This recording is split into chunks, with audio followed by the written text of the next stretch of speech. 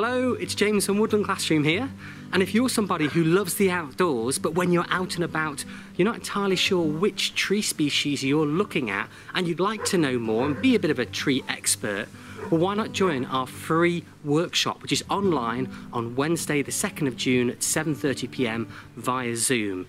It's identifying trees in summer, and we're going to be looking at all the signs of the season, which is going to include leaves. We're going to be discussing different leaf shapes.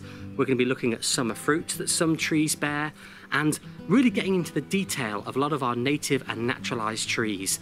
So if you don't know your older leaf from your elder leaf, your peduncular oak leaf from your sessile oak leaf, then this is the workshop for you. It's a great jumping on point for learning all about the trees around us in our countryside. When you join the free workshop, not only are you going to get an hour of quality tuition in tree identification, but you're also going to get access to a free taster course I've created called Kickstart Your Tree ID Skills, where you learn about 3 native tree species in all 4 seasons.